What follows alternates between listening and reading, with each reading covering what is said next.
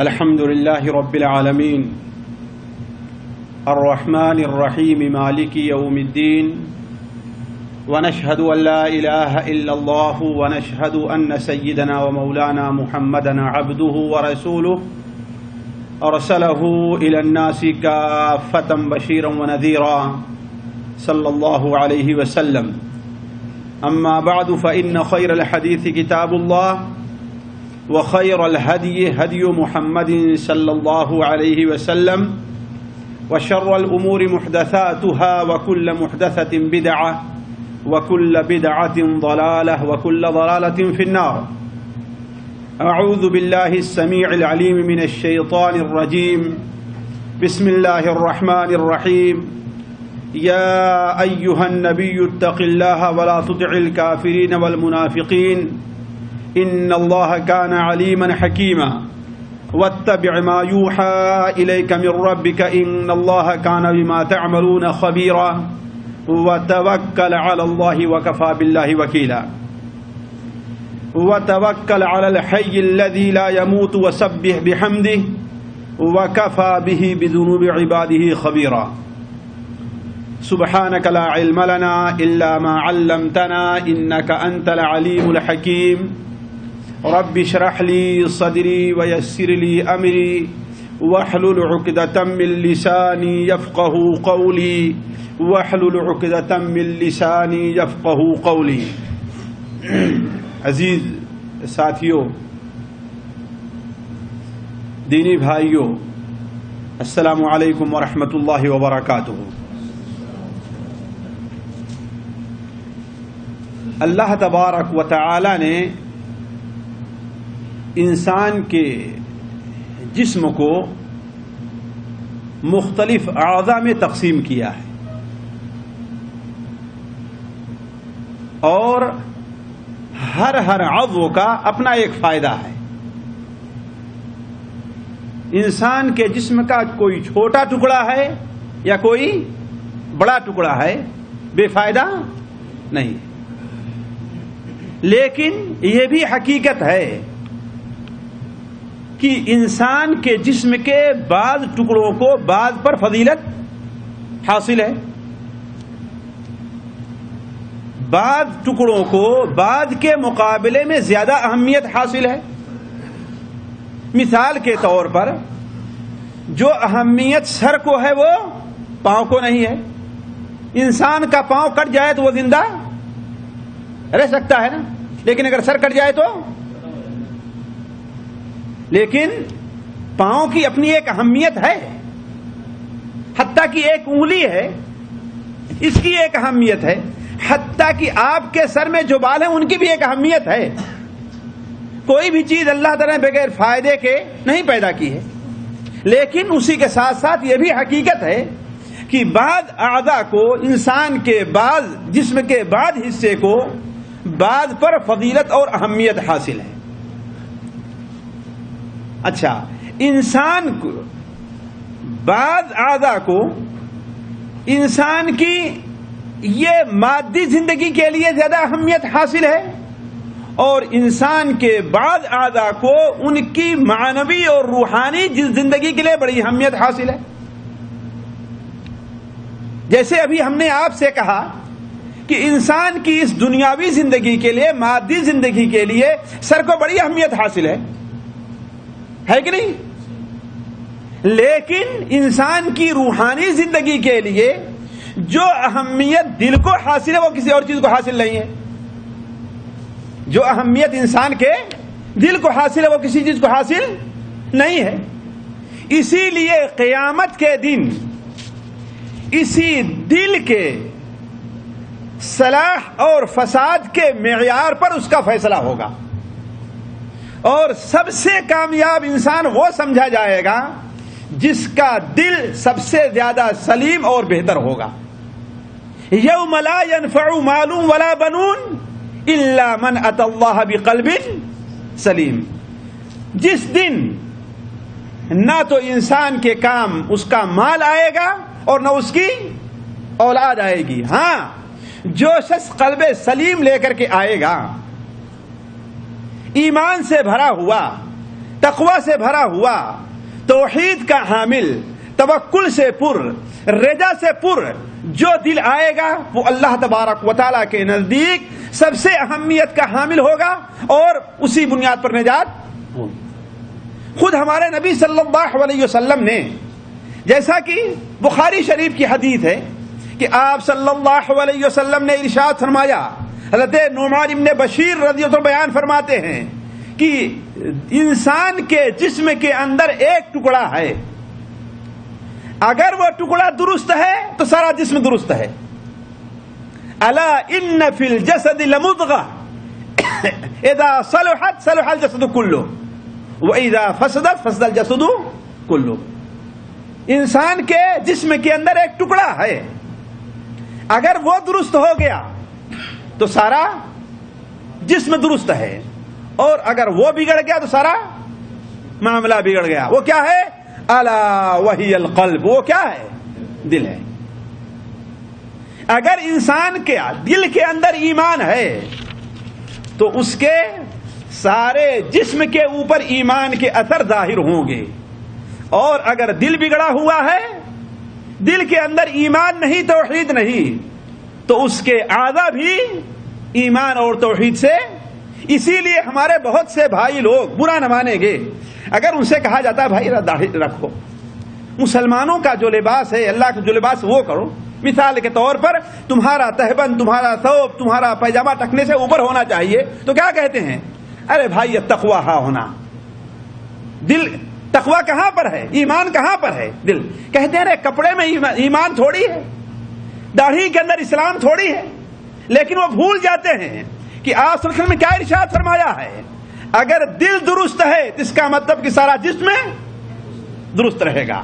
اگر دل میں اللہ کے رسول صلی اللہ علیہ وسلم کی صحیح محبت، صحیح اطاعت، صحیح پیروی ہوتی تو آپ کا جسم بھی، ظاہری بھی اللہ کے رسول صلی اللہ علیہ وسلم کی سنت کے مطابق ہوتا۔ اگر ظاہر آپ کی سنت کے مطابق نہیں ہے، اس کا مطلب کیا ہے؟ دل بیمار ہے، دل بگڑا ہوا ہے، اس کے علاج کی ضرورت ہے۔ تو بات یہاں سے آئی تھی کہ انسان کا دل اگر درست ہے تو سارا معاملہ درست ہے۔ تو انسان کے جسم کے اندر دل کو جو اہمیت حاصل ہے اور دل کے جو اعمال ہیں جو اہمیت حاصل ہے وہ دوسرے اعضاء کو حاصل نہیں ہے۔ مثال کے طور پر انسان کے ایمان اور اسلام کی صحت کا مدار کس کے اوپر ہے؟ دل کی صحت کے اوپر ہے۔ ایک شخص ہے زبان سے لا الہ الا اللہ پڑھتا ہے لیکن دل سے اللہ کو اکیلا نہیں مانتا، تو وہ شخص مسلمان مومن ہوگا؟ وہ کیا کہلائے گا؟ منافق کہلائے گا نہیں کہلائے گا؟ اسلام کی اسلام اسے کیا کہیں گے؟ منافق کہیں گے نا۔ اذا جاءك المنافقون قالوا نشهد انك لرسول الله والله يعلم انك لرسول والله يشهد ان المنافقين لكاذبون۔ منافق آپ کے پاس آتے ہیں تو کیا کہتے ہیں؟ ہم گواہی دے رہے ہیں کہ آپ اللہ کے رسول ہیں۔ اشہد ان محمد رسول اللہ، اشہد انک رسول اللہ۔ وہ پڑھتے تھے کہ نہیں پڑھتے تھے؟ لیکن اللہ تعالیٰ کیا فرما رہا ہے؟ وہ یہ گواہی دے رہے ہیں نا، لیکن ادھر اللہ گواہی دے رہا ہے کہ یہ جھوٹ بول رہے ہیں۔ اللہ کیا گواہی دے رہا ہے؟ یہ کیوں؟ اس لیے کہ زبان سے تو اشہد ان محمد رسول اللہ پڑھ رہے ہیں لیکن دل میں اس پر یقین اور اطمینان نہیں ہے۔ اسی لیے آپ صلی اللہ علیہ وسلم کا فرمان ہے، مسند احمد کہتے ہیں، انس بن مالک کی روایت ہے کہ آپ نے بیان فرمایا لا یستقیم ایمان احدکم حتی یستقیم قلبہ۔ کسی بھی شخص کا ایمان درست نہیں ہو سکتا یہاں تک کہ اس کا دل درست ہو جائے۔ تو ساتھیوں، دل کے اصلاح کی بڑی اہمیت ہے، بلکہ میں تو یہاں تک لوگوں کو سمجھاتا اور کہتا ہوں کہ اگر انسان دل کی اصلاح نہیں کر لیتا ہے تو وہ توحید پر کبھی بھی قائم نہیں ہو سکتا۔ کیوں؟ اس لیے کہ توحید کس کو کہتے ہیں؟ توحید کس کو کہتے ہیں؟ جی کوئی بھائی تعریف کریں۔ اللہ پر ایمان لانا، تو اللہ پر ایمان تو دل سے تو اللہ تعالیٰ پھر مکہ کے مشرکین نہیں لاتے تھے؟ تو پھر نہیں، دل بھی صاف تھا، وہ دل سے اللہ کو خالق مانتے تھے۔ توحید کیا ہے ساتھیوں؟ یہ سوچنے سمجھنے کی ضرورت ہے۔ اللہ تبارک و تعالی کو اس کی ذات میں، اس کی صفات میں، اس کے اعمال میں اور اس کے حقوق میں اکیلا ماننے کا نام توحید ہے۔ توحید کیا چیز ہے؟ اللہ تعالیٰ کو اس کی ذات میں قل هو اللہ احد، آپ کیا کہہ دیجئے کہ وہ اللہ اکیلا ہے، اس کا نہ کوئی ساجی ہے، اس کا نہ کوئی ساتھی ہے، اس کا نہ کوئی مددگار ہے، اس کا نہ کوئی باپ ہے، اس کا نہ کوئی بیٹا ہے، اس کی نہ کوئی بیوی ہے، وہ کیا ہے؟ هو اللہ احد، اللہ اکیلا ہے کہ نہیں ہے؟ اسی لیے یہود کو کافر اور مشرک کیوں کہا گیا؟ وہ کہتے ہیں کہ عزیر اللہ کے بیٹے ہیں۔ نصارہ کو مشرک کیوں کہا گیا؟ وہ کہتے ہیں کہ عیسیٰ اللہ کے بیٹے ہیں۔ اور ہم تو یہاں تک کہتے ہیں کہ وہی جو مستوی عرش تھا خدا ہو کر اتر پڑا ہے مدینے میں مصطفیٰ ہو کر، پھر بھی ہم مسلمان بنے ہوئے ہیں، پھر ہم مشرک نہیں ہو؟ بتائیے، اتنا بڑا شرک مکہ کے مشرکین نے بھی نہیں کیا کہ ہم کہتے ہیں کہ وہی جو مستوی عرش تھا خدا ہو کر ادھر پڑا ہے مدینے میں۔ اسی لیے میں آپ لوگوں کے ساتھ نہ بیان کیا ہو، پچھلی مجلس میں ایک صاحب قوالی گا رہے تھے، ہمارے یہاں جو بسوں پر کبھی کبھی لگا دیتے ہیں نا، تو وہ کیا پڑھ رہے تھے کہ مدینہ کی گلیوں میں عجب ہم نے دیکھا، مدینہ کی گلیوں میں عجب ہم نے دیکھا، بغیر عین کے ایک عرب ہم نے دیکھا۔ سمجھا ہم نے؟ نہیں سمجھا؟ سوچیں، بغیر عین کے ایک عرب ہم نے دیکھا۔ عرب پر سے اگر عین کو ہٹا دیں تو کیا بن جائے گا؟ رب بن جائے گا۔ نعوذ باللہ۔ دیکھیں لوگ جھوم رہے ہیں، وہ کیا کہہ رہا ہے؟ مدینے کی گلیوں میں عجب ہم نے دیکھا اور بغیر عین کے ایک عرب ہم نے دیکھا۔ بتائیے شرک ہے کہ نہیں شرک ہے؟ کتنا بڑا شرک ہے؟ اللہ کی ذات میں شرک ہے۔ تو اللہ تعالیٰ کو اس کی ذات میں، اس کی صفات میں، اس کی صفات میں، جیسے عالم الغیب ہونا کس کی صفت ہے؟ اللہ کی ہے۔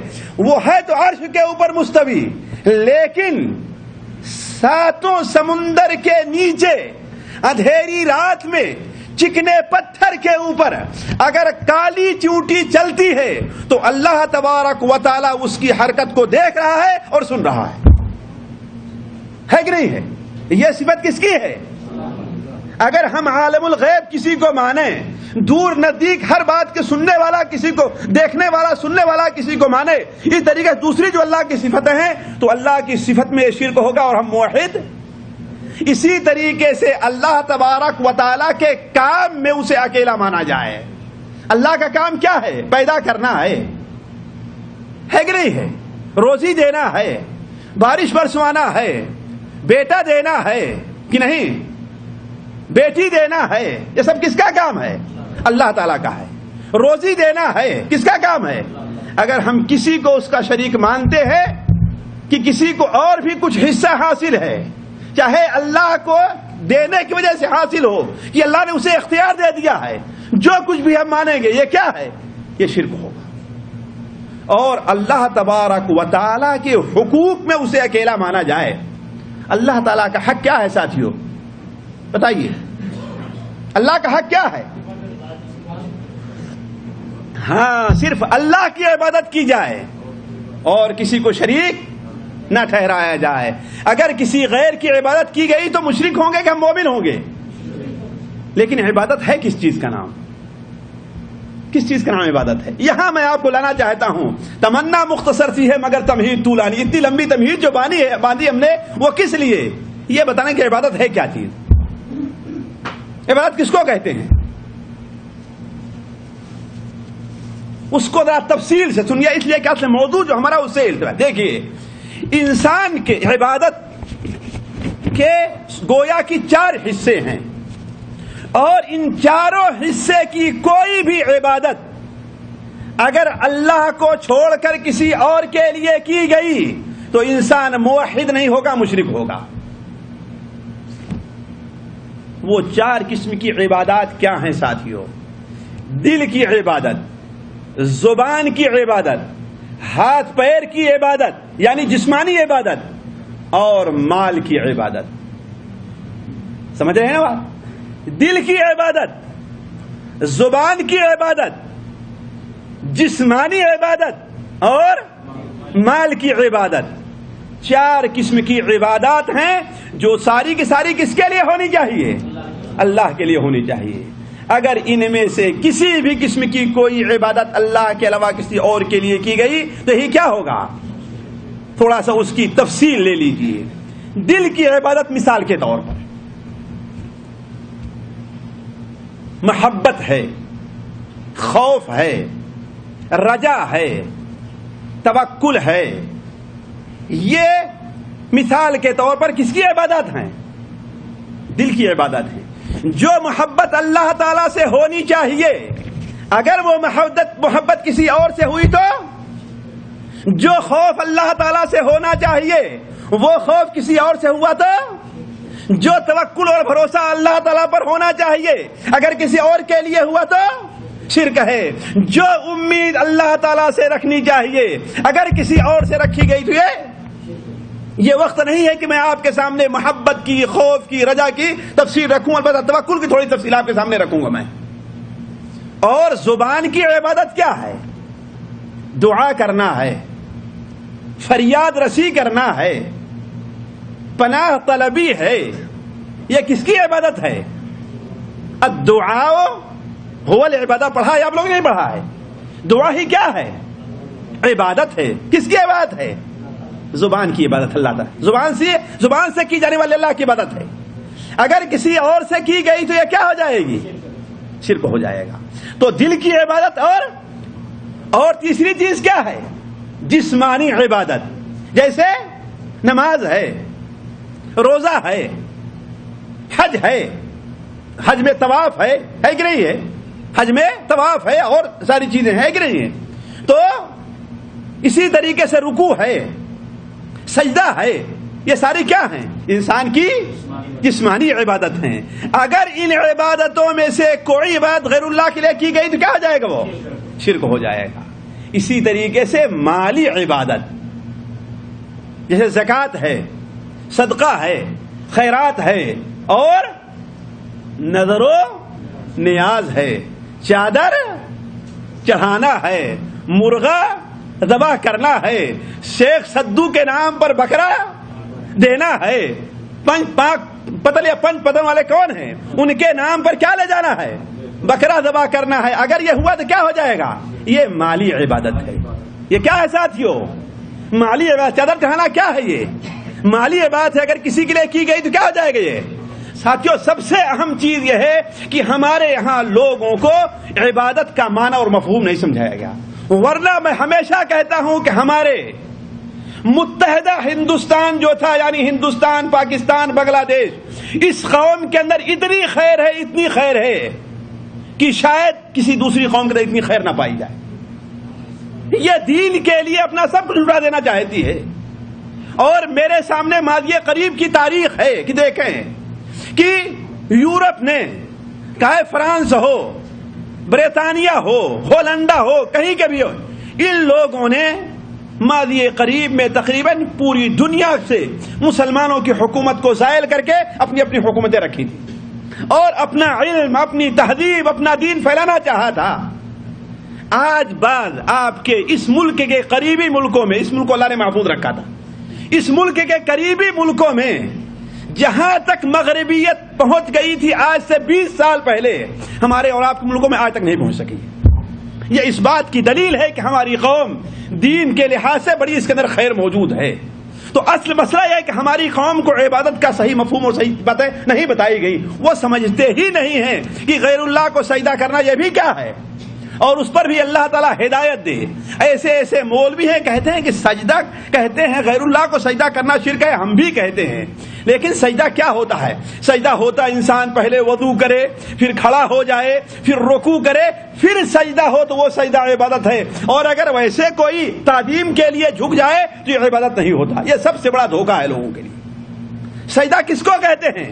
شریعت کے اصطلاح میں سجدہ ہے کہ غایت تعظیم کے لیے، غایت تعظیم کے طور پر کسی کے سامنے اپنا ناک اور اپنی پیشانی رکھ دینا، یہی سجدہ ہے، چاہے بے وضو ہو یا بغیر وضو ہو یا باوضو ہو، اس کی کوئی شرط نہیں ہے۔ لیکن ہمارے ہاں لوگوں کو دھوکہ دیا جاتا ہے، جس طریقے سے ایک مولوی تقریر کرتے ہوئے کیا کہتا ہے کہ دیکھو یہ بتاؤ تم نماز پڑھ رہے ہو، اگر کوئی آدمی آ کر کے تمہیں سلام کرے اور تم سلام کا جواب دے دو تو تمہاری نماز باقی رہے گی ٹوٹ جائے گی؟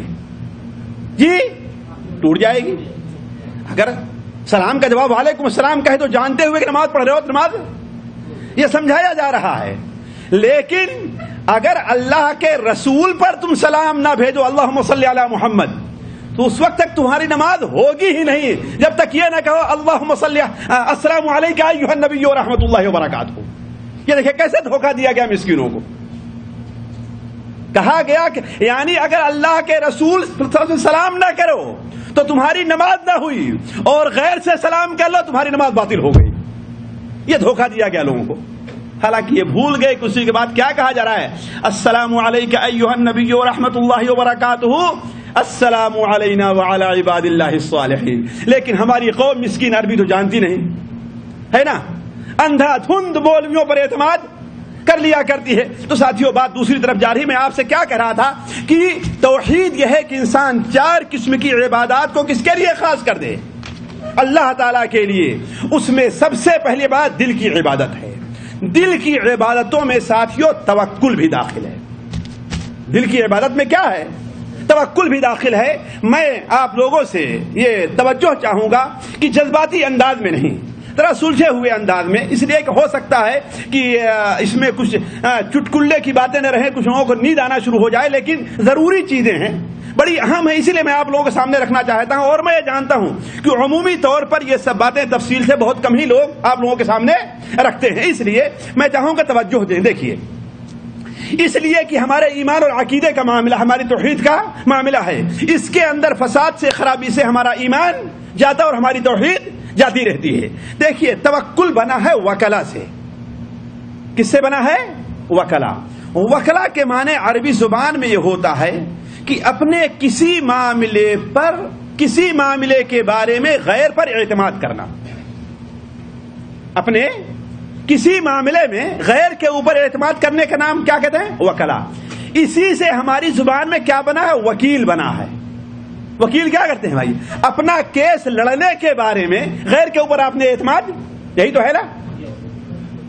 ارے بات سمجھ نہیں سمجھ رہے؟ تو وکلا کے معنی ہوتا ہے اپنے کسی معاملے میں غیر کے اوپر اعتماد کرنا۔ جیسے ہمارے یہاں کیا بنا ہے؟ وکیل بنا ہے نا؟ گویا آپ نے اپنا معاملہ کس کے سپرد کیا ہے کہ اس کے ہاں بھائی جاؤ ہماری طرف سے تم کیس لڑو، یا کسی کو آپ نے وکیل بنا دیا اور 100 ریال دیا، 1000 روپے دیا اور کہا جاؤ میری طرف سے اتنا کھانا خرید کر غریبوں پر تقسیم کر دینا، تو اپنے کام میں آپ نے اس کے اوپر اعتماد کر لیا ہے۔ اسی سے بنا ہے توکل۔ لیکن توکل کو شرعی اصطلاح میں، قرآن اور حدیث کے اصطلاح میں توکل کس کو کہتے ہیں؟ ذرا سنیں گے بات، بہت سے لوگ اس میں غلطی کرتے ہیں۔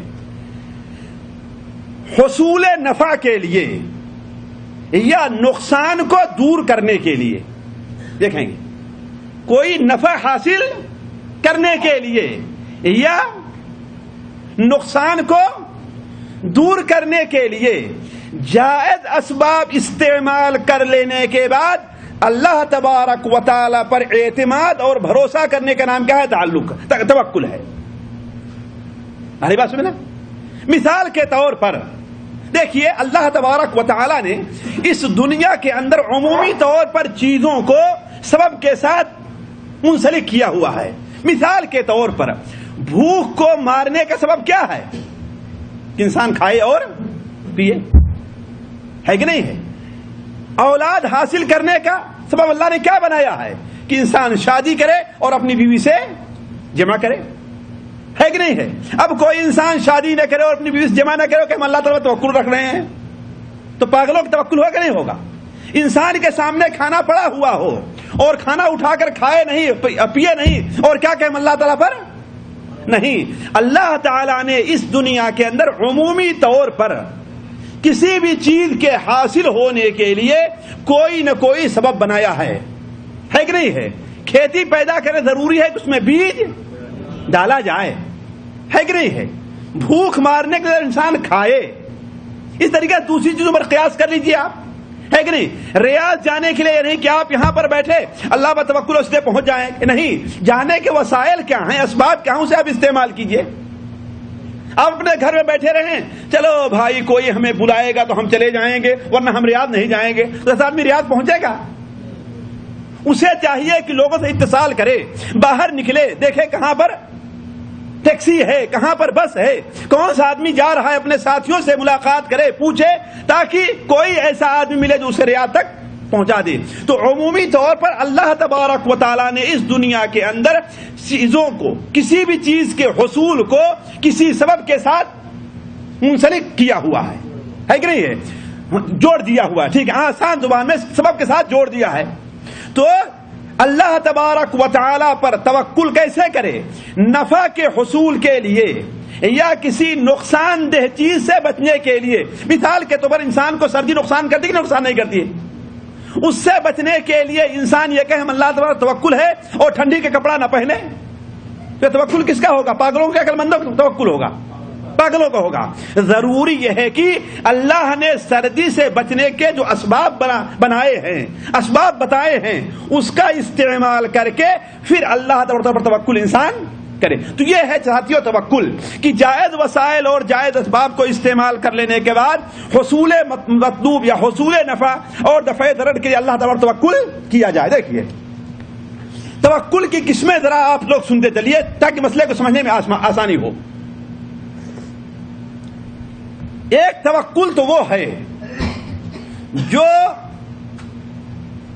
عبادت ہے، بہت ضروری ہے، توحید ہے، اگر وہ نہ کیا گیا تو کسی بھی انسان کا ایمان نہ ہی صحیح ہے، نہ ہی مکمل ہے، اور نہ قیامت دن اللہ تعالیٰ اسے جہنم سے نجات دے گا۔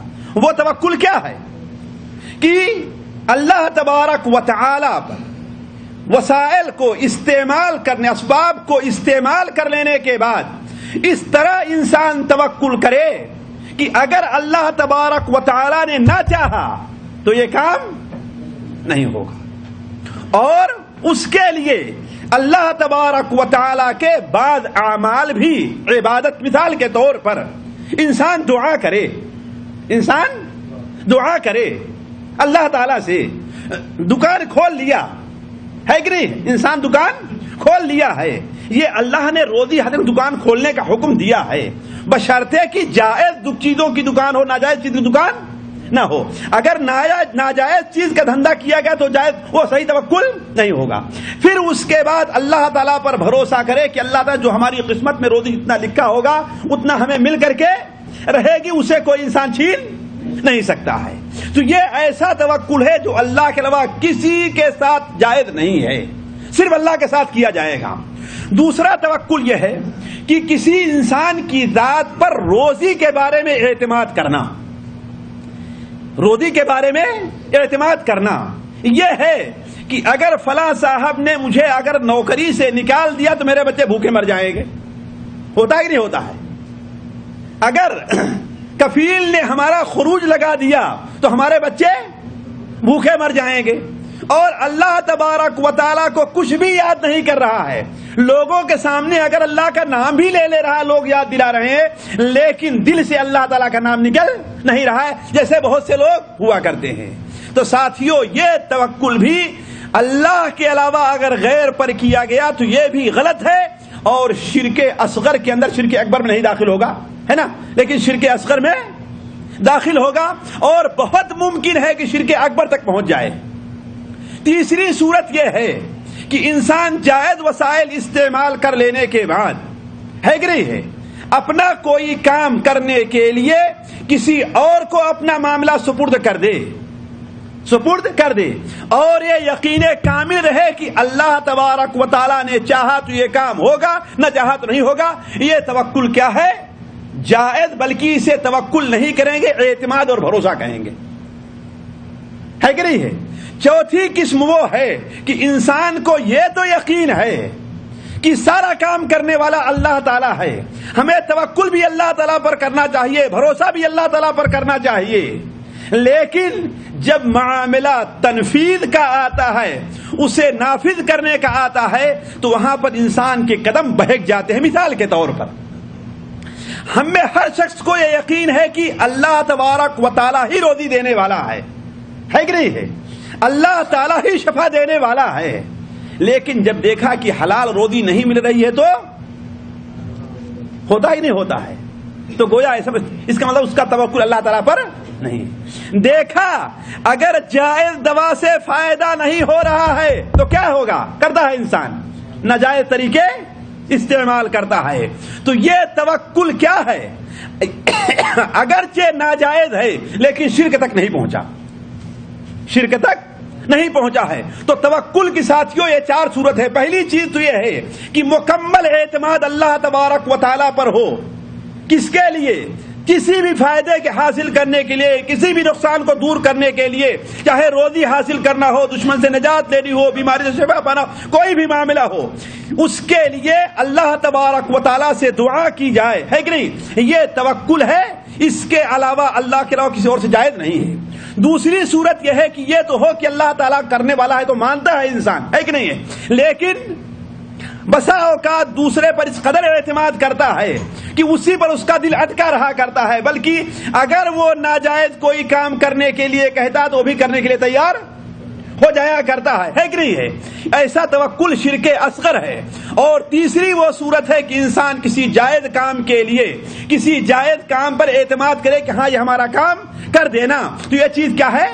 جائز ہے۔ چوتھی صورت یہ ہے کہ انسان توکل تو اللہ تعالیٰ پر کرے، ہے کہ نہیں ہے، لیکن فائدہ حاصل کرنے کے لیے یا نقصان سے بچنے کے لیے جائز وسیلہ استعمال کرنا کرنے بجائے کیا کرے؟ ناجائز وسیلہ استعمال کرے۔ یہ چیز کیا ہوگی؟ شرک تو نہیں ہوگی، البتہ ناجائز اور حرام ضرور ہے۔ دیکھیے ساتھیوں، اب ہم آپ کے سامنے بڑے اختصار کے ساتھ توکل کی بعض فضیلتیں اور اہمیتیں آپ کے سامنے رکھیں تاکہ ہمیں بھی رغبت پیدا ہو کہ ہم اللہ تبارک و تعالیٰ پر توکل کرے اور غیر اللہ سے توکل کو چھوڑ دیں۔ دیکھیے پہلی چیز تو یہ ہے کہ انسان اللہ تعالیٰ پر جب تک توکل نہیں کرتا ہے اس کا ایمان مکمل نہیں ہوگا۔ اللہ تعالیٰ ارشاد فرماتا ہے وَعَلَى اللَّهِ تَوَكَّلُوا إِن كُنتُم مُؤْمِنِينَ، اگر تم مومن بننا چاہے تو اللہ تعالیٰ پر توکل کرو۔ اس کا مطلب اگر کوئی اللہ تعالیٰ توکل نہیں کرتا تو انسان کیا ہے؟ اگر غیر اللہ پہ توکل کرنے سے آج کل بہت سے لوگ ہوا کرتے ہیں کہ اللہ تعالیٰ پر توکل تو کب رہا کرتا ہے لیکن غیر اللہ پر توکل، بلکہ بسا اوقات بعض ایسی چیزیں جو اللہ کے لیے کرنی چاہیے وہ غیر اللہ کے لیے کرتے ہیں۔ جیسے بہت سے لوگ قبروں پہ جا کر کے فائدہ حاصل کر انہیں سجدہ کیا کرتے ہیں، انہیں بکرا چڑھاتے ہیں، انہیں مرغا چڑھاتے ہیں، ان کے نام کی دہائی دیتے ہیں، ان کے نام کے صدقہ اور خیرات کرتے ہیں۔ یہ ساری چیزیں کیا ہیں؟ شرک میں داخل ہیں۔ یہ سارا کام کس کے لیے ہونا چاہیے؟ اللہ تعالیٰ کے، اور اسی میں یہ چیز بھی داخل ہے۔ مثال دیتا ہوں میں آپ کو کہ اگر آپ کسی وزیر کو، کسی امیر کو، کسی بڑے شخص کو آپ دعوت دیں، بڑے شخص کو آپ دعوت دے رہے ہیں اور آپ کا کوئی کام وہاں پر اٹکا ہوا ہے، کوئی کام وہاں پر، کوئی سفارش اپنے بیٹے کی نوکری کے لیے ہے، اپنی نوکری کے لیے، کسی کیس، کوئی بھی معاملہ ہو سکتا ہے، آپ نے اسے اپنے یہاں بلایا، وہ آیا تو آپ کے پاس اتنی استطاعت نہیں ہے کہ اس کے لیے بکرا ذبح کریں یا مرغا ذبح کریں، لیکن آپ ڈرتے ہیں کہ اگر ہم نے اس کے لیے مرغا ذبح نہ کیا، یعنی اس کی دعوت کا اچھا انتظام نہ کیا، یہ مرغی جو بازار میں ملتی ہے وہ مرغی نہیں، وہ مرغا جو بڑا مشکل سے لوگوں کو حاصل ہوا کرتا تھا، ایک نہیں ہے، یا اگر بکرا ذبح نہ کیا، اگر اچھی دعوت نہ کی تو میرا یہ جو کام ہے وہ کام کیا ہو جائے گا؟ رک جائے گا۔ اب اس ڈر سے آپ اس کے لیے اگر اس کی دعوت کرنے کے لیے بکرا اور مرغا ذبح کرتے ہیں تو یہ کیا ہے ساتھیوں؟ شرک ہے۔ کیوں؟ اس لیے کہ یہ خوف کس سے ہونا چاہیے؟ اللہ تعالیٰ سے۔ آپ ایک مخلوق سے ڈر رہے ہیں۔ میں اس لیے مثالیں دے رہا ہوں کہ یہ ایسی چیزیں ہیں جس کے اندر ہم میں سے بہت سے لوگ جو اپنے موحد ہونے کے دعوے دار ہیں اس کے اندر پڑے ہوئے ہیں۔ دعویٰ تو کیا کہتے ہیں کہ موحد ہیں، لیکن ان چیزوں کے اندر مبتلا ہیں. تو عرض کرنے کا مقصد ہے ساتھیوں، انسان کے مومن ہونے کے لیے اور انسان کے مسلمان ہونے کے لیے توکل ضروری ہے. حضرت موسیٰ علیہ السلام نے اپنی قوم سے کہا تھا، یا قومی ان کنتم آمنتم باللہ فعلیہ توکلوا ان کنتم مسلمین. اے میری قوم کے لوگوں، اگر تم اللہ تعالیٰ پر ایمان لے آئے ہو، اگر تم اللہ تعالیٰ پر ایمان لے آئے ہو تو اس کے اوپر بھروسہ کرو اگر تم پکے مسلمان بننا چاہتے ہو تو. یعنی اس کے اوپر توکل کیے بغیر تمہارا ایمان مکمل نہیں ہوگا. اسی لیے اللہ کے رسول صلی اللہ علیہ وسلم تہجد کی نماز میں ساتھیوں کیا دعا پڑھا کرتے تھے؟ یہ دعائیں ہمیں پڑھنے چاہیے. اللہم لک اسلمت وبک آمنت وعلیک توکلت والیک انبت. دیکھیے، اللہم بک اسلمت اللہم لک اسلمت وبک آمنت. اے اللہ تعالیٰ میں آپ کے تابع ہو گیا، یعنی مسلمان ہو گیا اور آپ پر ایمان لے آیا. وعلیک توکلت، اور آپ پر ہم نے توکل کیا ہے کہ نہیں؟ معلوم یہ ہوا ساتھیوں، مسلمان ہونے کے لیے انسان کا متوکل ہونا ضروری ہے. اور آپ جانتے ہیں اسی لیے اللہ تعالیٰ کے نیک بندے اور خصوصاً انبیاء علیہ الصلوۃ والسلام جس قدر اللہ تعالیٰ پر توکل کے دوسرے پر توکل نہیں کیا کرتے تھے. ایک مثال دوں میں آپ کو. حضرت نوح علیہ الصلوۃ والسلام کا نام سنا ہے نا آپ لوگوں نے؟ وہ کون سے ہیں؟ حضرت نوح علیہ السلام. جی، سب سے پہلے رسول اس دنیا میں کون ہے؟ اور سب سے پہلے نبی کون ہے؟ بھائی ذرا سوچیں. ہاں جی، ہاں، سب سے پہلے نبی حضرت آدم ہیں اور سب سے پہلے رسول حضرت نوح علیہ السلام ہے کہ نہیں ہے؟ سب سے پہلے رسول حضرت نوح ہیں اور سب سے پہلے نبی حضرت آدم ہیں. حضرت نوح علیہ السلام اپنی قوم کے اندر کتنے دنوں تک رہے ہیں؟ 950 سال تک دعوت دیتے رہے ہیں. ذرا دیکھیے، بوڑھے ہو گئے ہیں کہ آدمی جوان رہے گا 900 سال ہو جانے کے بعد، 900 سال ہو جانے کے بعد، 800 سال ہونے کے بعد جوان رہے گا؟ بوڑھے ہو گئے ہیں، ہڈیوں میں کمزوری آ گئی ہے. ساری قوم کے لوگ آپ کے مخالف ہیں. صرف اتنے لوگ آپ پر ایمان لے آتے ہیں جنہیں ایک کشتی کے اوپر سوار کر لیا جاتا ہے.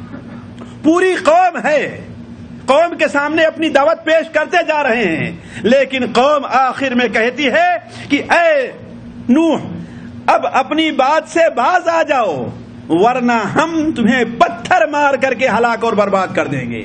یعنی پوری قوم مار ڈالنے کی دھمکی دے رہی ہے. لیکن حضرت نوح علیہ السلام کیا کہہ رہے ہیں؟ یا قومی ان کان کبر علیکم مقامی وتذکیری بآیات اللہ فعلیہ توکلت فعلى الله توکلت فاجمعوا امرکم وشرکاءکم ثم لا یکن امرکم علیکم غمة ثم اقضوا الی ولا تنظرون. 5 چیزوں کی دھمکی دی ہے. کہا میں اللہ تعالیٰ پر توکل کر رہا ہوں، میرا بھروسہ اللہ تعالیٰ پر ہے. تم تمام لوگوں کو جمع کرو، تمہارے ساتھی جو ہے ان کو بلاؤ اور اچھی طریقے سے ترکیب کر لو کہ تمہاری ترکیب کہیں غلط نہ ہونے پائے، یعنی مجھے قتل کرنے کی. پھر میرے اوپر اچانک حملہ کر دو اور میرے قتل کرنے کے بارے میں، مجھے ہلاک کرنے کے بارے میں کوئی بھی دقیقہ، کوئی بھی ترکیب چھوڑو نہیں. اگر تم میدان میں ہو تو آ جاؤ. یہ کس کے سامنے کہہ رہے ہیں؟ ساری قوم کے سامنے. حضرت نوح علیہ السلام فرعون کے خوف سے بھاگتے ہیں. صبح ہوتے ہوئے جب سمندر کے کنارے پہنچتے ہیں تو پیچھے سے فرعون اپنا لشکر لے کر کے پہنچ جاتا ہے. ساری قوم کے لوگ کیا کہتے ہیں؟ یا موسیٰ انا لمدرکون. اے موسیٰ اب کیا کیا جائے گا؟ اب ہم کیا کریں گے؟ سامنے ہمارے سمندر ہے اور پیچھے لشکر ہے.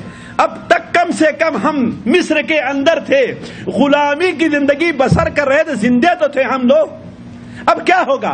اب تو ہم مار ڈالے جائیں گے. لیکن موسیٰ علیہ السلام نے اللہ پر توکل کیا کہا تھا؟ اللہ پر توکل کرتے ہوئے کلا ان معی ربی سیہدین، گھبراؤ نہیں، میرے ساتھ میرا رب ہے، مجھے صحیح راستے پر لے چلے گا، مجھے ہلاک اور برباد نہیں کرے گا. ذرا سوچیں یہ اعتماد اللہ تبارک تعالیٰ پر. سامنے کیا ہے؟ سمندر ہے اور پیچھے لشکر ہے. لیکن ایسے موقع پر موسیٰ نے کیا کہا تھا؟ میرا بھروسہ کس کے اوپر ہے؟ میرے ساتھ میرا رب ہے، وہ مجھے کبھی بھی ضائع نہیں کرے گا. چنانچہ جب لشکر بہت ہی قریب پہنچ گیا تو اللہ تعالیٰ حکم دیتا ہے موسیٰ دیکھ کیا رہے ہو؟ دیکھ کیا رہے ہو؟ سامنے سمندر پر اگر ایک چھڑی مارو گے تو تمہارے کتنے راستے نکل جائیں گے؟ 12 راستے نکل جائیں گے.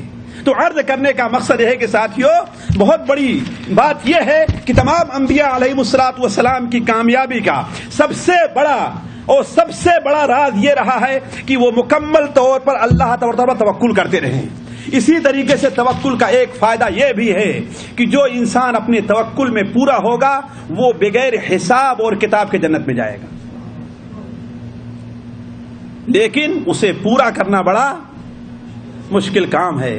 ہمارا حال تو یہ ہے کہ ہم سبزی بیچنے جاتے ہیں، ہے کہ نہیں، اور یہ کہتے ہیں کہ اگر چھوٹا ٹماٹر بڑا ٹماٹر دونوں ایک ساتھ رکھیں گے تو نہیں بکے گا، ہے کہ نہیں. تو کیا کرتے ہیں؟ نیچے چھوٹے اور اوپر بڑے رکھ دیتے ہیں. اس پر بہت سے ہمارے بھائی کہیں گے ہم تو ایسا نہیں کرتے جو لوگ کرتے ہیں. لیکن ایک بات اور بتاؤں، آپ دکان پر کام کر رہے ہیں، کپڑا بیچتے ہیں مثال کے طور پر، آپ جانتے ہیں کہ یہ مال کیا ہے؟ گھٹیا درجے کا ہے، اور اس پر کیا لکھا ہوا ہے؟ Best quality. اس پر کیا لکھا ہوا ہے؟ Best quality. مانگنے خریدنے آتا ہے، اگر آپ سے کہتا ہے کہ ہاں بھائی مال کیسا ہے؟ ہاں اچھا ہے، لے لو نا. سبھی لوگ تو لے کر کے جاتے ہیں. اور جب بہت سچا ہوتا ہے وہ کہتا ہے پتہ نہیں بھائی، دیکھ لو تمہارے سامنے موجود ہے. یہ جانتا ہے کہ یہ گھٹیا مال ہے، لیکن یہ نہیں کہے گا کہ ہاں یہ مال گھٹیا. کیا کہے گا؟ تم خود ہی دیکھ لو مال کیسا ہے کہ نہیں ہے. آخر یہ بھی تو قسم کا دھوکہ ہے. اس لیے ڈر ہے کہ اگر ہم نے بتا دیا تو یہ مال خریدے گا نہیں. اللہ تعالیٰ پر توکل نہیں. تو اصل توکل اگر کسی کے اندر ساتھیوں پیدا ہو جائے تو وہ شخص بغیر حساب اور کتاب کے اس کی دلیل کیا ہے؟ اس کی دلیل کیا ہے؟ کوئی بات بغیر قرآن اور حدیث کے دلیل کے میں نہیں کہتا.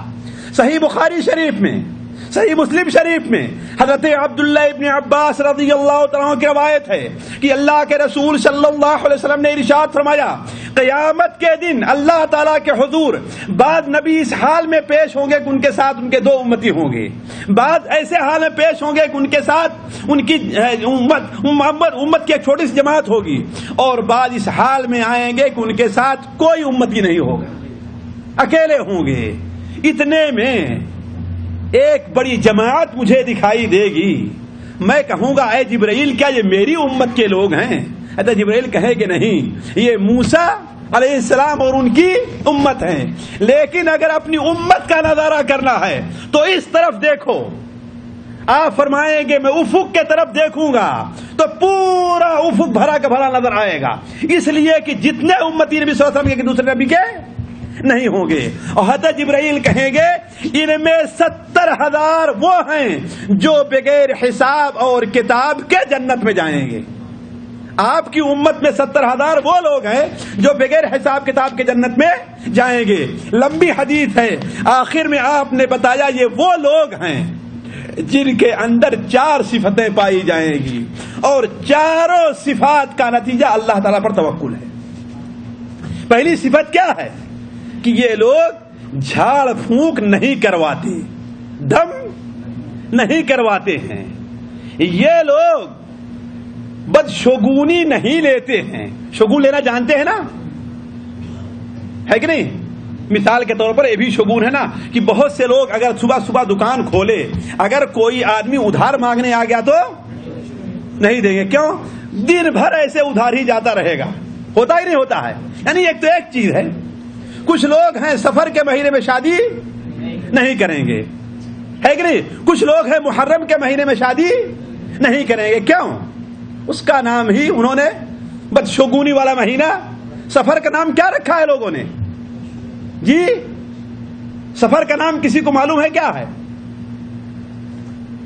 خصوصاً ہندوستان کی عورتوں کی زبان میں، ہندوستان پاکستان ایک ہی ہے تھا، اس زبان میں کیا کہتے ہیں اس کو؟ سفر کو 13 تیزی کا مہینہ. رے بھائی بھول گئے آپ لوگ؟ کون سا مہینہ کہتے ہیں؟ 13 تیزی کا نا کہتے ہیں. محرم 13 تیزی 12 وفات، ہے کہ نہیں ہے؟ یہ بدعتی نام ہے ساتھیوں. عید کھالی، بقر عید، ہے کہ نہیں ہے؟ یہ بدعتی نام ہے. ان مہینوں کا نام اللہ کے رسول نے یا اللہ تعالیٰ جو رکھا وہی ہے. محرم، سفر، ربیع الاول، ربیع الاخر، جمادی الاخر، ہے کہ نہیں؟ لوگوں نے بدعتوں کے نام پر اس کے نام رکھ چھوڑے ہیں جس کا جو نام لینا قطعاً جائز نہیں ہے کہ نہیں ہے؟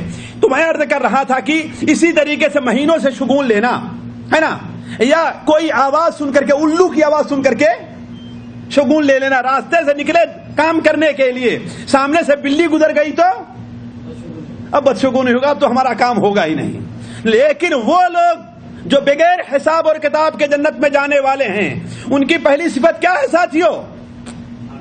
جھاڑ پھونک نہیں کرواتے ہیں۔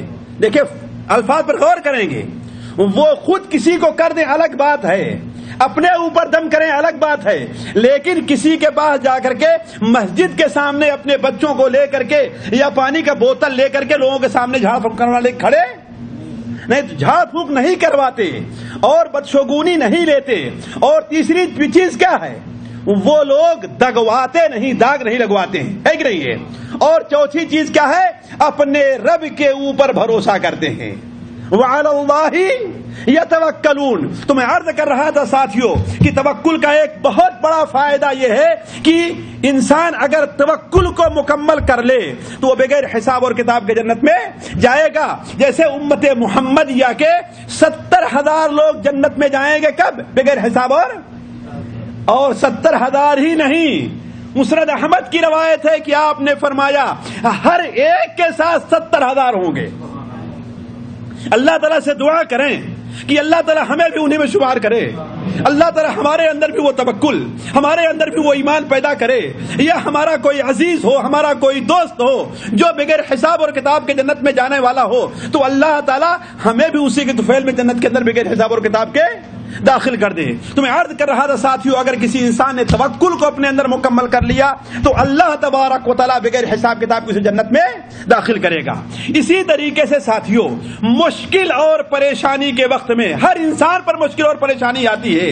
کسی پر بیماری کے لحاظ سے مشکل پریشانی ہے، کسی پر روزی کے لحاظ سے مشکل اور پریشانی ہے، کسی پر دشمن کے لحاظ سے مشکل اور پریشانی ہے، کسی کو کسی کے لحاظ سے دشمن اور پریشانی ہے۔ اللہ تعالیٰ دنیا کے نظام ایسا بنایا ہے کہ ہر انسان مشکل اور پریشانی کے طرف مبتلا ہوتا ہے، بلکہ مسلمان کے لیے مشکل اور پریشانی میں مبتلا ہونا ساتھیوں ایک لازمی بات ہے۔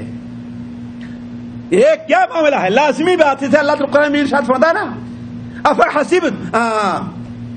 احسب الناس ان يتركوا ان يقولوا آمنا وهم لا يفتنون۔ کیا لوگ سمجھتے ہیں کہہ دیا ہم مسلمان ہو گئے تو کام بن گیا، انہیں آزمایا نہیں جائے گا؟ نہیں، آزمایا جائے گا، کبھی مال کے ذریعے، کبھی اولاد کے ذریعے۔ ہمارے جن بھائیوں نے شادی کی، آج 12 سال 10 سال 15 سال ہو گئے، انہیں اولاد نہیں ہوئی، تو انہیں سوچنا جی اللہ تعالیٰ کی طرف سے آزمائش ہے۔ اگر اس کے اندر انہوں نے ناجائز طریقہ استعمال کرنا شروع کر دیا، ناجائز وسیلے استعمال کرنا شروع کر دیا، تو اس کا مطلب ہے کہ اپنے امتحان میں فیل ہو گئے۔ اسی طریقے سے کسی کی روزی میں تنگی ہے، اگر روزی جائز روزی نہیں مل رہی ہے، اس کے لیے روزی کا ناجائز طریقہ استعمال، کس کا مطلب کیا ہے؟ امتحان میں فیل ہو گئے ہیں۔ تو میں عرض کر رہا تھا ساتھیوں کہ ہر مسلمان کے اوپر مشکل اور پریشانی کا وقت آتا ہے، اور مشکل اور پریشانی سے نپٹنے کے لیے سب سے بہترین ذریعہ کیا ہے؟ اللہ تعالیٰ پر توکل ہے۔ یہ میں اپنی طرف سے نہیں کہہ رہا ہوں، قرآن میں، حدیث میں اور نبیوں کی زندگی میں، اللہ کے نیک بندوں کی زندگی میں اس کے لیے متعدد دلائل موجود ہیں۔ قُل لَن يُصِيبَنَا إِلَّا مَا كَتَبَ اللَّهُ لَنَا هُوَ مَوْلَانَا وَعَلَيْهِ يَتَوَكَّلُ الْمُتَوَكِّلُونَ۔ وَعَلَى اللَّهِ فَلْيَتَوَكَّلِ الْمُؤْمِنُونَ۔ آپ کہہ دیجئے کہ ہمیں کوئی بھی مصیبت اس وقت تک نہیں پہنچ سکتی ہے جب تک کہ اللہ کا حکم نہ ہو۔ ہوا مولانا، وہی ہمارا مولا ہے، ہمارا مالک ہے، اور مومنوں کو چاہیے کہ اسی کے اوپر توکل کریں، مصیبت اور پریشانی میں اسی پر توکل کریں۔ اسی لیے آپ دیکھے ہوں گے کہ اللہ کے رسول صلی اللہ علیہ وسلم جو سب سے بڑے متوکل تھے، آپ کا تورات میں نام متوکل رکھا گیا ہے، جیسا کہ صحیح بخاری شریف کے اندر ہے، یعنی اللہ تعالیٰ پر توکل کرنے والا۔ آپ ہر میدان میں آپ نے توکل سے کام لیا ہے، اور امتیوں کو بھی اس بات کی تعلیم دی ہے، بلکہ آپ نے یہاں تک بیان فرمایا اگر دجال نکلتا ہے تو اس وقت ہمیں کیا کہنا چاہیے، کون سی دعا پڑھنی چاہیے؟ اگر کسی نے کہہ دیا کہ کذبتا علی اللہ توکلنا، تو جھوٹ کہہ رہا ہے، علی اللہ توکلنا، میں اللہ تعالی توکل کرتا ہوں، تو دجال اسے کوئی نقصان نہیں پہنچا سکتا۔ اور میں ایک اسی شرقیہ کے ایک بڑے عالم کی ایک کیسٹ میں سن رہا تھا، اور اگر آپ ان سے ملاقات کرنا ہے، خبر ملاقات کر سکتے ہیں۔ ان کا نام کیا ہے؟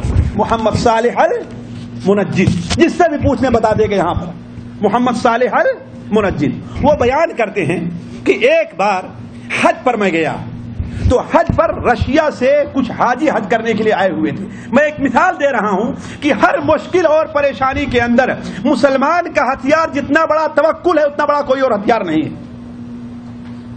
تو رشیا سے کچھ حاجی لوگ آئے ہوئے تھے۔ ایک حاجی مجھ سے کہنے لگا کہ ایک بار دشمنوں کا حملہ ہمارے گھر کے اوپر ہوا۔ وہ کون تھے؟ رشیا کے ظالم فوجی ہمارے گھر کے اندر داخل ہو گئے۔ گھر میں داخل ہوئے تو باقی لوگ تو وہاں سے بھاگ گئے، لیکن مجھے بھاگنے کا کہیں موقع نہیں ملا، بھاگنے کا کہیں موقع نہیں ملا۔ تو میں کیا دیکھتا ہوں کہ ایک گڑھا تھا جو ہم نے بنایا تھا، جس میں آلو رکھا کرتا تھا میں، جس میں جیسے دیہات کے اندر آپ لوگ جانتے ہیں نا کہ گیہوں رکھنے کے لیے ایسی جگہ بنائے رہتے ہیں۔ مجھے کچھ نہیں ملا تو میں اسی کے اندر گھس گیا، مجھے کچھ نہیں ملا تو میں اسی میں گھس گیا۔ آئے پورے گھر کو کے اندر چھان بین کیا، کوئی نہیں ملا۔ تو ان کا سردار کہتا ہے دیکھو اسی گڑھے میں تو نہیں ہے، دیکھو اس گڑھے میں تو نہیں جا کر کے چھپا ہوا ہے۔ کہا اب میرے سامنے اس کے علاوہ اور کوئی نہیں تھا کہ میں یہ پڑھوں کہ حسبی اللہ علیہ توکل، اے اللہ تبارک و تعالی میرا بھروسہ صرف تیرے اوپر ہے، تو ہی میرے لیے کافی ہے۔ کہا کہ یہ میں پڑھتا رہا، اور سورہ یاسین کی وہ آیت وَجَعَلْنَا مِن بَيْنِ أَيْدِيهِمْ سَدًّا وَمِنْ خَلْفِهِمْ سَدًّا، یہ آیت پڑھتا رہا۔ کہا کہ وہ دیکھ رہا ہے، میری نظر اس کی نظر سے مل رہی ہے، لیکن مجھے دیکھ نہیں پا رہا ہے۔ وہ کہہ رہا ہے اس گڑھے کے اندر کوئی نہیں موجود ہے، وہ اللہ جا کر کے پوچھ لیں، الخبر میں رہتے ہیں، وہ جا کر ان سے پوچھیں۔ تو میں عرض کر رہا تھا کہ انسان جائز وسائل استعمال کرے، اس کے بعد اللہ تعالیٰ پر توکل کرے۔ آپ صلی اللہ علیہ وسلم کی ہجرت کا واقعہ آپ لوگوں نے پڑھا ہوگا کہ نہیں پڑھا ہے؟ غار کے پاس، غار کے دہانے پر پہنچ گئے ہیں۔ حضرت ابو بکر کیا کہتے ہیں؟ اللہ کے رسول صلی اللہ علیہ وسلم اگر لوگوں نے پاؤں کی طرف دیکھا تو ہمیں دیکھ لیں گے۔ آپ نے کیا فرمایا تھا؟ اے ابو بکر تم کیوں گھبرا رہے ہو؟ ہم دو نہیں ہیں بلکہ ہمارا تیسرا، دیکھ پائے مشرکین آپ کو؟ تو میں عرض کر رہا تھا ساتھیوں یہ موضوع بڑا لمبا ہے، بلکہ اگر صرف اسی پر میں تقریر کرنے بعد ختم ہو جائے گا کہ مشکل اور پریشانی میں، ہر قسم کی مشکل اور پریشانی میں، روزی کی مشکل ہو، اگر اللہ تعالیٰ پر توکل کیا گیا تو اللہ تبارک و تعالیٰ انسان کو روزی دیتا ہے۔ اسی طریقے سے ساتھیوں ذرا اسے سنیں گے، ہر آدمی کے لیے بڑی اہم چیز ہے۔ آج ہر گھر والا پریشان ہے کہ کہیں باہر کا سایہ ہمارے گھر میں ضرور ہے، شاید ہی کوئی گھر والا ہو، حتیٰ کہ اب تک تو مولویوں اور حافظوں کا گھر محفوظ تھا اس سے، لیکن اب ان کا گھر بھی اس سے محفوظ نہیں رہ رہا ہے۔ وہ کیا؟ شیطان، جن اور چڑیل وغیرہ کا سایہ ہے کہ نہیں ہے؟ کتنے لوگ ہیں جو شکایت اس بات کی کرتے ہیں، اور شیطان سے بچنے کے لیے اللہ تبارک و تعالیٰ پر توکل سب سے بڑا ہتھیار ہے۔ ساتھیوں ہمارے گھر کے اندر شیطان کا زور کیوں ہوا؟ ہمارے بچے کے اوپر شیطان کا سایہ کیوں آیا؟ ہمارے گھر میں شیطان کیسے داخل ہوا؟ اس لیے کہ ہم نے جائز وسائل استعمال کر کے اللہ تبارک و تعالیٰ پر توکل نہیں کیا ہے۔ یہ بات میں اپنی طرف سے نہیں کہہ رہا ہوں، قرآن مجید سے سنیے۔ اللہ تبارک و تعالیٰ ارشاد فرماتا ہے فَإِذَا قَرَأْتَ الْقُرْآنَ فَاسْتَعِذْ بِاللَّهِ مِنَ الشَّيْطَانِ الرَّجِيمِ، اگر قرآن کی تلاوت کرنا چاہیں آپ تو اعوذ باللہ من الشیطان الرجیم۔ اعوذ باللہ کا معنی کیا ہوتا ہے؟ شیطان کے شر سے پناہی تو ہے۔ اس کے بعد اللہ کیا فرماتا ہے؟ انہ لیس لہ سلطان علی الذین آمنوا وعلی ربہم یتوکلون، جو لوگ ایمان لے آئے اور اللہ تعالیٰ پر توکل رکھتے ہیں شیطان کو ان پر کوئی زور نہیں چلتا ہے۔ انہ لیس لہ سلطان علی الذین آمنوا، شیطان کا کوئی زور نہیں ہے ان لوگوں پر جو ایمان لائے اور اللہ تعالیٰ پر توکل کیے ہیں. انما سلطانہ علی الذین یتولونہ والذین هم بہ مشرکون، اس کا زور انہی پر چلتا ہے جو اس کے دوست ہیں، جو اس کے ساتھ شرک کرتے ہیں، ورنہ مومنوں پر اس کا توکل نہیں چلتا، ان کا بھروسہ نہیں چلتا، اس کی چال نہیں چلتی ہے. اور ایک دعا ساتھیوں میں بتاؤں، ہر مسلمان کو یہ دعا یاد کرنا چاہیے. اگر اس دعا کو مسلمان یاد کر لے، گھر میں نکلنے کے لیے دعا اور گھر میں داخل ہونے کے لیے دعا، تو شیطان گھر کے اندر داخل نہیں ہو پائے گا، بشرطے کہ شیطان کو گھر میں رہنے والے جو سامان ہے ان کو نکال دیا جائے. گندی تصویریں، بے نمازی ہمارے گھر میں نہیں ہونا چاہیے، اس لیے کہ بے نمازی کے ساتھ شیطان، گندی تصویروں کے ساتھ شیطان آ گیا ہے. تو اگر جائز وسائل ہم استعمال کر لیں شیطان کو نہ آنے کے، پھر یہ دعا پڑھ لیں، تو شیطان ہمارے گھر میں داخل نہیں ہو سکتا. نہ ہمیں بچے کو تعویذ پہنانے کی ضرورت ہے، نہ اس کو مولوی کے پاس لے جا کر کے اسے کچھ جھاڑ پھونک کروانے کی ضرورت پڑے گی. وہ دعا کیا ہے ساتھیوں، میں اپنی طرف سے نہیں کہہ رہا ہوں، سنن ابو داؤد کے اندر وہ حدیث ہے. حضرت انس بن مالک بیان فرماتے ہیں کہ اللہ کے رسول صلی اللہ علیہ وسلم نے ارشاد فرمایا، جب کوئی شخص اپنے گھر سے باہر جاتا ہے اور کہتا ہے بسم اللہ توکلت علی اللہ ولا حول ولا قوت الا باللہ، یہ دعا پڑھ لیتا ہے، تو ایک شیطان دوسرے شیطان سے کہتا ہے کہ بھاگ چلو یہاں سے. بھلا بتاؤ اس شخص پر تمہارا زور کیسے چل سکتا ہے جو ہدایت کے راستے پر ہے، وقوفیہ جس کے تمام معاملات درست ہو گئے ہیں، اور جو اللہ تعالیٰ کی حفاظت میں آ چکا ہے، اس کے اوپر تمہارا زور کیسے چل سکتا ہے. لیکن سوچے ہمارے کتنے بھائی جس دعا کو پڑھا کرتے ہیں. سنن ابو داؤد میں انس بن مالک کی روایت ہے کہ جب مسلمان اپنے گھر سے باہر نکلے تو کیا کہے، بسم اللہ توکلت علی اللہ ولا حول ولا قوت الا باللہ. اور جب گھر میں داخل ہوتے کیا کہے، بسم اللہ ولجنا وعلی ربنا توکلنا. آسان فرمان ہے کہ جو دروازہ بسم اللہ کہہ کر کے بند کیا جاتا ہے، شیطان اس دروازے کو نہیں کھول پاتا.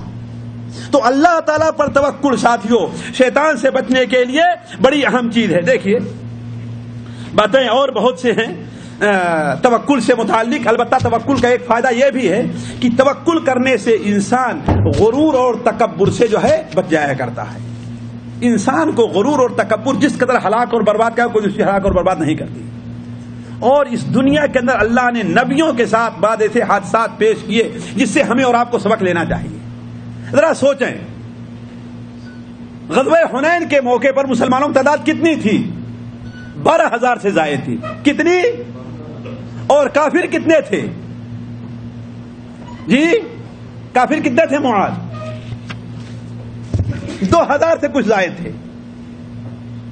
فوجی جو تھے کتنے تھے؟ 2,000. غزوہ حنین کے موقع پر مسلمان کتنے تھے؟ جی کتنے تھے؟ زور سے بولیے. 12,000 تھے مسلمان. کتنے تھے؟ اور کافر کتنے تھے؟ 2,000 تھے. لیکن مسلمان بھاگ کھڑے ہوئے. ہے بات صحیح کہ نہیں؟ صحیح بات ہے. جا کے تاریخ اٹھا کر دیکھ لیے سیرت کے نبی. آخر کیوں؟ وجہ کیا ہے؟ اس لیے کہ مسلمانوں میں غرور پیدا ہو گیا. کیا کہے تھے؟ کہہ رہے تھے کہ آج ہم کسی سے ہار نہیں سکتے ہیں. ہے کہ نہیں ہے؟ لیکن اللہ نے وہ غرور کیا توڑا کہ تھوڑی ہی دیر کے اندر کافر وادی کے چاروں طرف بیٹھ کر کے تیر لے کر کے بیٹھے تھے. جیسے مسلمانوں کا لشکر وادی میں داخل ہوا، تیر برسنا شروع کیا اور بھاگ کھڑے ہوئے. اسی لیے اللہ کے رسول صلی اللہ علیہ وسلم صبح کو حنین کے موقع پر یہ دعا پڑھا کرتے تھے، اللہم بک احاول وبک اصاول وبک اقاتل. اے اللہ تعالیٰ میری طاقت تیرے بلبوتے پر ہے. اے اللہ تعالیٰ میرا حملہ تیرے بلبوتے پر ہے. اے اللہ تعالیٰ میرا لڑائی کرنا قتال کرنا تیرے بلبوتے پر ہے.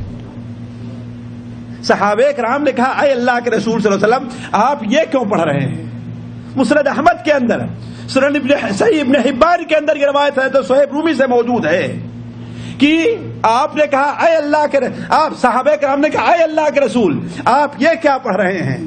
تو آپ نے فرمایا جب ہم نے اپنی قوم کی کثرت دیکھی تو مجھے ایک نبی کا واقعہ یاد آیا. کس کتاب میں ہے روایت؟ مسند احمد میں اور صحیح ابن حبان میں، اور علامہ البانی نے اسے صحیح قرار دیا ہے.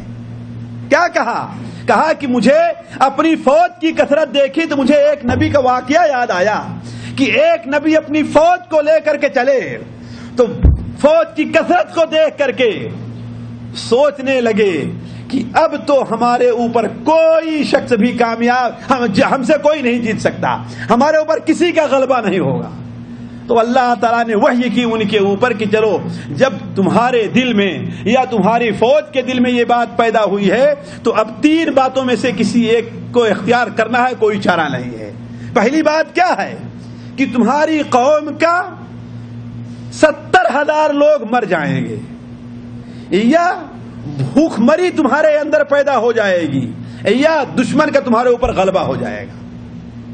انہوں نے کہا اے اللہ کے رسول صلی اللہ علیہ وسلم مجھے مہلت دے دیجئے کہ میں جو ہے اپنی قوم سے مشورہ کر لوں.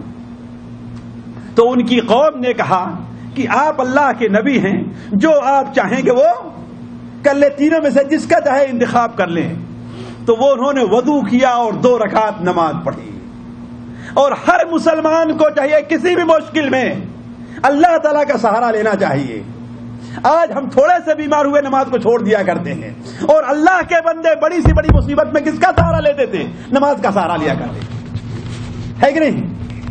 تو نماز پڑھنے کے بعد اللہ تعالیٰ سے دعا کرتے ہیں کہ اے اللہ تبارک و تعالی دشمن کا اگر ہمارے اوپر قبضہ ہو جائے گا تو بڑا مشکل کام ہے. دشمن نہ چھوٹے کو چھوڑتا ہے نہ بڑے کو چھوڑتا ہے، نہ عورت کو چھوڑتا ہے نہ بچوں پر رحم کرتا ہے. یہ تو نہیں چاہیے ہم کو. اور جہاں تک بھوکری مری کا معاملہ ہے، بھوک سے انسان کو بڑی تکلیف ہوتی ہے، بھوک سے بڑی تکلیف ہوتی ہے. ایریاں رڑ کر کے انسان بلکہ بھوک میں پڑتا ہے تو ناجائز کام کرنے کے لیے تیار ہو جایا کرتا ہے. لہذا ہم اختیار کرتے ہیں کہ موت ہمارے اوپر طاری ہو جائے. اللہ کے رسول سے بیان ہے کہ 3 دن کے اندر ان کے 70,000 آدمی موت کے گھاٹ اتر گئے.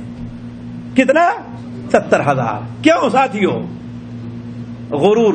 تو غرور توکل جو ہے غرور کو توڑتا ہے. انسان جو ہے کبھی بھی اپنی طاقت پر بھروسہ نہیں، کس پر بھروسہ کرتا ہے؟ ان ينصركم الله فلا غالب لكم وان يخذلكم فمن ذا الذي ينصركم من بعده. اگر اللہ تعالیٰ تمہاری مدد کرے تو تمہارے اوپر کون غالب آ سکتا ہے، اور اللہ تعالیٰ تمہیں رسوا کرنا چاہے تو کوئی بچا نہیں سکتا. اس لیے تم اللہ تعالیٰ پر توکل کرو. ساتھیو اب بات اس کو ختم کر کے، اس لیے کہ وقت تھوڑا سا رہ گیا ہے، میں چند ضروری چیزیں آپ کے سامنے رکھتا ہوں. پہلی بات یہ ہے کہ دیکھیے توکل کی حقیقت کیا ہے. اس بارے میں دیکھیے بہت لوگ غلطی کرتے ہیں، لیکن توکل کی ہم نے جو تعریف کی ہے اس سے یہ بات معلوم ہوئی کہ انسان اسباب اور وسائل کا استعمال کرے. دوسری بات جائز وسائل ہوں، اور تیسری بات اللہ تعالیٰ پر اعتماد ہونا چاہیے. ہے کہ نہیں؟ وسائل کیا ہونا چاہیے؟ جائز ہو، بغیر وسائل کے نہیں. حالانکہ اللہ تبارک و تعالیٰ اگر چاہتا تو اپنے نبی کو روزانہ غیب سے روزی دیتا، لیکن نہیں. ہے کہ نہیں ہے؟ آپ نے کیا بیان فرمایا؟ وَجُعِلَ رِزْقِي تَحْتَ ظِلِّ رُمُحِي.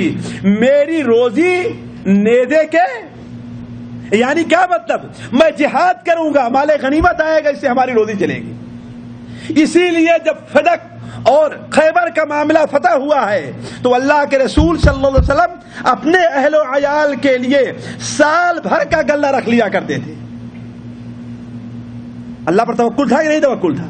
لیکن کیوں غلہ رکھا؟ پھر اللہ پر توکل ہے تو کیوں؟ اس لیے کہ یہ سبب اس کا استعمال کرنا ضروری ہے. تو پہلی بات تو یہ ہے ساتھیوں کہ سبب کا استعمال کرنا چاہیے، اسباب کو چھوڑ کر کے کہ ہاں بھائی ہم محنت نہیں کرتے، ایک مسجد کے گوشے میں بیٹھ گئے یا باہر نکل گئے اللہ تعالیٰ پر توکل کرنے کے لیے، یہ بات بالکل غلط ہے. آپ نے کیا بیان فرمایا؟ لو انتم توکلون علی اللہ حق توکلی. اگر تم اللہ تعالیٰ پر توکل کا حق ادا کر دو تو اللہ تعالیٰ تمہیں ویسے ہی روزی دے گا جیسے چڑیے کو روزی دیتا ہے.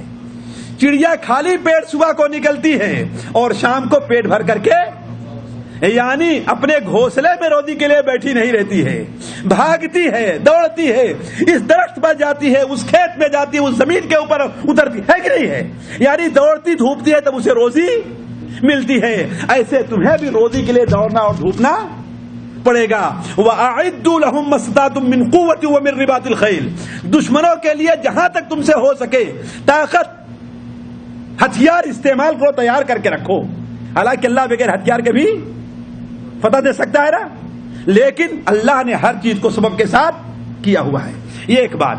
दूसरी बात यह है कि असबाब जो होना चाहिए वो जायज होना चाहिए, नाजायज नहीं होने चाहिए। जायज असबाब होने चाहिए, नाजायज। अल्लाह ताला फरमाता है वला तबद्दलुल खबीथ बित्तय्यिब, खबीथ को अच्छे से ना बदल दो। एक ताबई है, उसकी तफसीर करते हैं कि हलाल रोजी के बदले नापाक रोजी तुम लोग ना लो। यह है वला तबद्दलुल खबीथ बित्तय्यिब का, है कि नहीं है? तो अर्ज करने का मकसद है क्या होना चाहिए? हलाल वसीला होना चाहिए, नाजायज वसीला नहीं होना चाहिए, जैसा कि मुताबिक हदीस में अल्लाह के रसूल ने बयान फरमाया है। तीसरी चीज यह है कि जायज वसीला इस्तेमाल करने के बाद मुसब्बबुल असबाब पर एतमाद होना चाहिए। इंसान वसीले पर कभी एतमाद नहीं करता। किस पर एतमाद हो?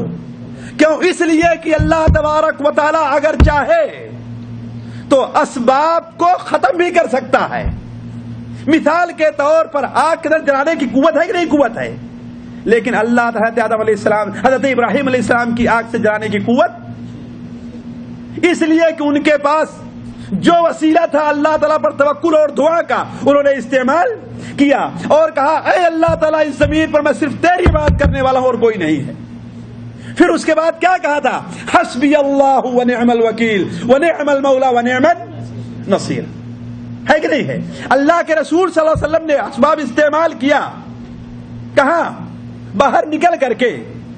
इसीलिए हिजरत के लिए निकले 3 दिन तो रात में निकले हैं और 3 दिन तक छुप करके बैठे रहे हैं, और एक आदमी को साथ लेकर निकले जो रास्ता दिखाए, है ना? तो कहने का मतलब जायज वसाइल इस्तेमाल करने के बाद क्या करना चाहिए? अल्लाह ताला पर तवक्कुल करना चाहिए। और बड़े इख्तिसार के साथ यह है कि दूसरी बात कि बाद ऐसी चीजें हैं जो तवक्कुल के अंदर खलल पैदा करती हैं। उनमें पहली चीज यह है साथियों कि दम कराना, जो हदीस के अंदर आया है। देखिए, दम करना ये सुन्नत है। दम करना सुन्नत है। अल्लाह के रसूल अपने अहलो अयाल पर दम किया करते थे। हज़रत जिब्रील एक बार तशरीफ ले आए और कहा कि ऐ मोहम्मद, अल्लाहुम्मा सल्ली अला मोहम्मद, ये बताइए कि आप बीमार हैं? आपने फरमाया हाँ। तो हज़रत जिब्रील अलैहिस्सलाम ने दुआ की, बिस्मिल्लाहि अर्कीक मिन कुल्li शैइन युज़ीक मिन शर्रि कुल्ली नफ्सिन व ऐनि हासिदिन अल्लाहु यशफीक बिस्मिल्लाहि अर्कीक। लेकिन मना क्या है? किसी पर एतमाद, किसी के पास जाए नहीं कि हाँ भाई आप दम कर दीजिए मेरे बच्चे के ऊपर, आप मेरे ऊपर दम कर दीजिए। क्यों? इसलिए कि जो पढ़ करके वो दम करेगा, वो पढ़ करके आप भी दम कर सकते हैं। तो अल्लाह पर एतमाद करके आप खुद पढ़िए, दूसरे के ऊपर ना करिए। उसका नतीजा क्या निकलता है? जब लोग दूसरों से दम करवाना शुरू कर देते हैं तो अपने वो चीजें छोड़ दिया, खुद दम नहीं करते, हत्ता कि अपने बच्चे पर पढ़ करके दम नहीं करेंगे, दूसरे के पास मौलवी साहब पास ले जाएंगे वो दम करके, है कि नहीं है? तो दम कराना ये तवक्कुल के खिलाफ है। इसीलिए बदशगुनी लेना ये भी क्या है? तवक्कुल के खिलाफ है। इसी तरीके से तावीज़ और गंडा ये भी तवक्कुल के खिलाफ है। इसीलिए आप देखेंगे आम तौर पर जो लोग तावीज़ और गंडा, उनका तवक्कुल अल्लाह ताला पर बहुत कम रहा करता है। उसकी इस बात की दलील यह है कि वो जायज वसाइल कम इस्तेमाल करते हैं, बल्कि हत्ता की नमाज वगैरह भी नहीं पढ़ते रहते। उनकी तौहीद हमेशा खराब रहा करती है। इसी तरीके से हर वो चीज जिसे अल्लाह ताला ने सबब नहीं बनाया है उसको सबब मान लिया जाए, जिसको अल्लाह ने वसीला नहीं बताया उसे वसीला मान लिया जाए, जिसको अल्लाह ने कोई चीज हासिल करने का दरिया नहीं बताया उसे दरिया मान लिया जाए। यह चीज भी क्या है? तवक्कुल के खिलाफ है। तवक्कुल यह है कि जायज वसाइल यानी अल्लाह ने जो वसीले बयान किए हैं कुरान में, हदीस में, या फितरी तौर पर इंसान को जो मालूम है, उन वसाइल को इस्तेमाल किया जाए और दूसरे वसाइल को तर्क कर दिया जाए। ساتھیوں یہ چند بات تھی بڑے اختصار کے ساتھ، اس لیے کہ موضوع بڑا لمبا ہے، لیکن اختصار کے ساتھ ہم نے توکل سے متعلق آپ کے سامنے چند باتیں رکھی ہیں۔ اللہ تعالیٰ سے دعا ہے کہ اللہ تعالیٰ ہمیں اور آپ کو ہماری کہی ہوئی باتوں میں جو باتیں حق ہیں اسے سمجھنے اور اس کے اوپر عمل کرنے کی توفیق عطا فرمائے، اور اگر ہم سے کوئی بات غلط صادر ہوئی ہے تو اللہ تعالیٰ ہمیں معاف کرے اور اللہ تعالیٰ اس کے شر سے آپ کو محفوظ رکھے۔ اب آخر میں میں یہ چاہوں گا کہ اگر ہمارے کسی بھائی کو اس سے متعلق یعنی موضوع سے متعلق اگر کچھ سوال جواب ہے تو وہ کر سکتا ہے، میں بیٹھا ہوں۔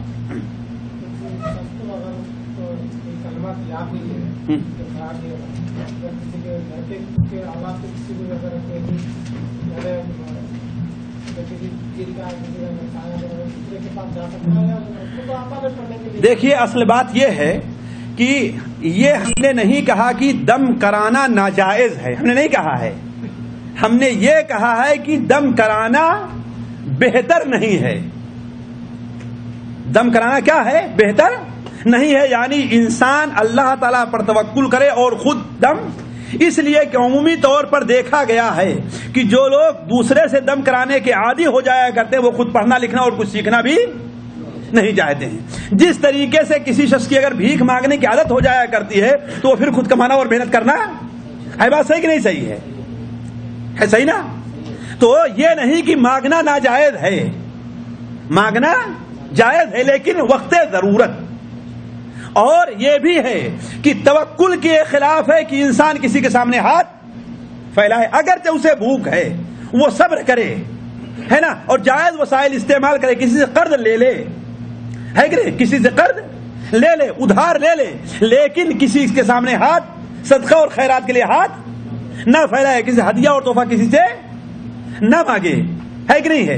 تو میں یہ نہیں کہہ رہا ہوں کہ دم کرانا ناجائز ہے یا وقت ضرورت کسی سے کچھ مانگنا صدقہ اور خیرات نہ جائے، میں یہ نہیں کہہ رہا ہوں، میں یہ کہہ رہا ہوں کہ یہ چیز بہتر نہیں، توکل کے خلاف ہے۔ البتہ آپ کی باتیں اگر کسی کو نہیں آتا تو اولاً تو دیکھیے دم کرنے کے لیے اس کے لیے کوئی الگ ٹونا اور ٹٹکا نہیں ہے، سب سے بہترین رقیہ سورہ فاتحہ ہے، اور سورہ فاتحہ کون کہے گا مجھے یاد نہیں ہے۔ سب سے بہترین دم کرنا اور سب سے بہترین تعویذ یعنی پڑھ کر کے قل اعوذ بالفلق قل اعوذ برب الناس ہے۔ میں نہیں سمجھتا کسی کو یہ چیز یاد نہیں ہوگی، ہے کہ نہیں ہے؟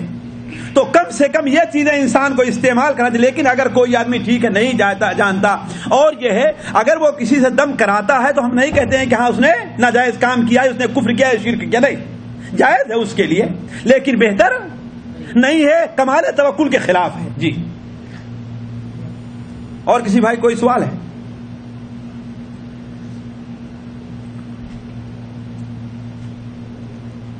جی کچھ کہہ رہے ہیں؟ ہاں ہم لوگ کا تو پہلا معلوم نہیں ہے شرک کی اصل سے دعا کیسے کرنا ہے، نماز کیسے کرنا ہے، جو آیا جی ادھر کا حالت ہے، ہمارا ادھر کا حالت جی، تو ہم لوگ تو جگہ بنگلہ دیش میں یا پاکستان انڈیا سب کو یہ ہے مادہ پہ جاتا ہے یا خبر میں باقی اسی معاملہ میں سب لوگ تو ایسے چل رہے ہیں، ہم لوگوں کا معلوم ہو گیا ابھی کسی کا کیا، ابھی تو بدل دیا، اسی کا کیا ہوگا؟ نہیں تو اصل میں یہ ہے کہ آپ سے جو کام غلط ہو چکا ہے، چادر چڑھانے کا، بتی جلانے کا یا اور کوئی چیز، اس سے آپ توبہ کریں، اسے چھوڑیں، انشاءاللہ اللہ تبارک و تعالیٰ آپ کے ان تمام گناہوں کو معاف کر دے گا۔ اور اگر آپ کی توبہ سچی ہے، صدق دل سے ہے، تو کوئی بعید نہیں کہ اللہ تعالیٰ آپ کے ان برائیوں کو نیکیوں میں بدل دے۔ یہ تو آپ کے تئیں یہ بات ہوئی، اور اللہ تعالیٰ کا آپ شکر ادا کریں کہ اللہ تعالیٰ کا بڑا فضل ہے، بڑی